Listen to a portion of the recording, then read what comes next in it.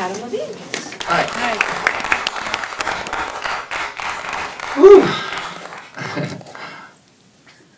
You know, working in a coal mine is hard. This is not that. This is easy comparatively when you talk about having multiple jobs. It's the dream come true because the voice has been incredible and inspiring, and the music career's never been better. So we're talking about all good things. It's been really difficult as far as it monopolizing most of my time, but I don't think that that's really necessarily a bad problem, being in our position. It's so much fun, and both things are so different that it actually is nice to kind of jump from one to the other because they're very different in nature. But I'm very busy. That's a fact that I'm happy with. No, I hate that son of a bitch. It's funny how a friendship that's forged in this way is publicized and marketed and things like that. It's kind of hysterical actually, because at the root of it, we're friends. He's a dear friend of mine. I met him at NBC, the first meeting we had with the Voice people. We just got along instantly. Same thing with CeeLo. Obviously, Christina and I had our silly little squabbles that were nothing, but now we're at that level as well. Blake and I, from the first second, we're just friends, and continue to be, and will be for life. He's one of my best friends. He's one of my best friends. I can't quit you. The feudy things that everyone discusses, the press love to latch onto. I say feudy. Let's strike that. The fights that everyone thought we were having were fictional. We never hated each other. We never were having some sort of secret, battles that everyone thought we were having. There were silly bickering things that brother and sister would do. It's not nearly what everybody thought. However, those are in the past. Those are things of the past now. You get to a certain point where you realize that it's so much easier just to keep the people on, especially the coaches, just to stay close and to get each other's backs. And we came to that conclusion relatively quickly. But we were always just messing around. It was never serious. We're all good, Christina and I. Well, people shouldn't say those kind of things, because fuck you. Come on, guys. Grow up.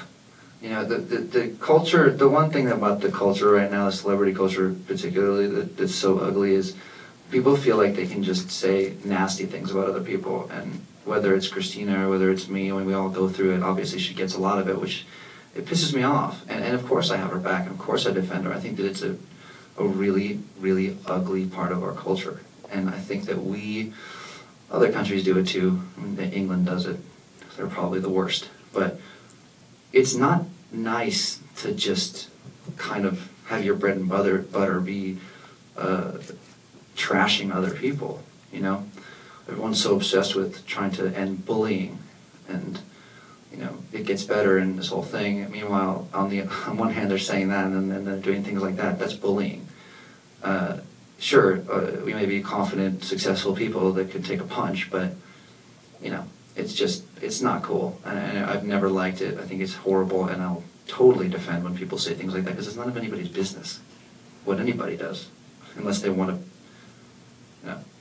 to get into it and come out and talk about it, which I clearly have no problem doing. Tony, we signed to our label. He's one of the few. And we're going to make a record. He's going to make a record, and I'm going to oversee that in a similar way. I'm going to kind of be by his side to help him out with decisions. It gets tough because you want to be there for everybody all the time, and we only have so many ways in which we can do that. But Tony gave him a deal. Really excited about to see what he does. I think he's going to make an amazing record. He's so talented and so passionate, and kind of really like-minded too. That's one of the reasons why we got along so well on the show. We're similar in a lot of ways, so I'm very excited to see what he does. I think The Voice directly affected some of the opportunities. In fact, most of them.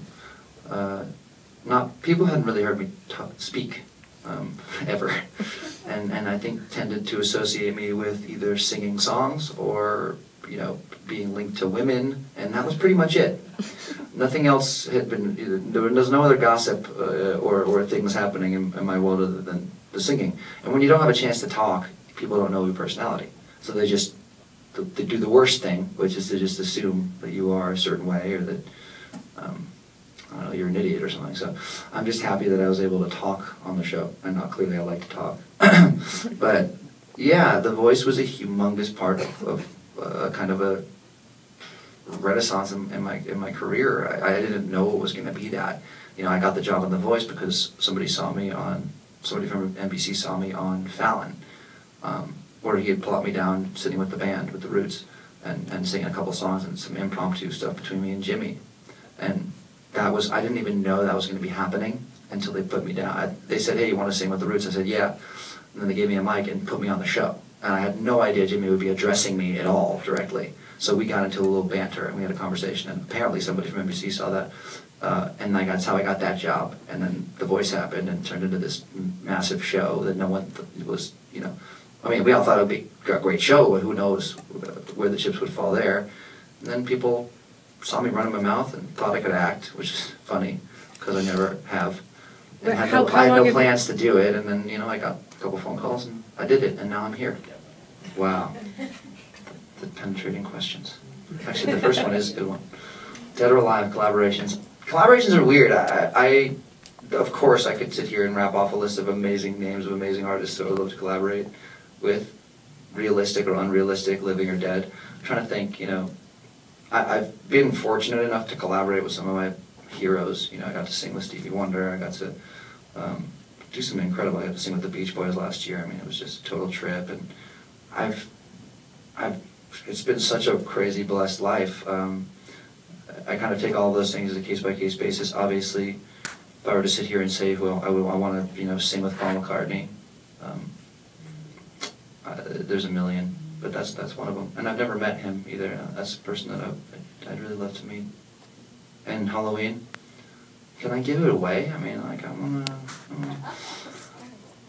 Okay, well, basically, we're gonna be Sons of Anarchy, a bunch of friends of mine this year, but to a T. I will be unrecognizable as myself. Let's put it that way. And that's the best. Opie, who knew that? You knew because it was Opie. Because I have to have a big beard. I know, but I gave it away when he asked. What am I supposed to say? No. I'm 12. But yeah, I'll have a beard and no one will know who I am. It'll be epic and glorious.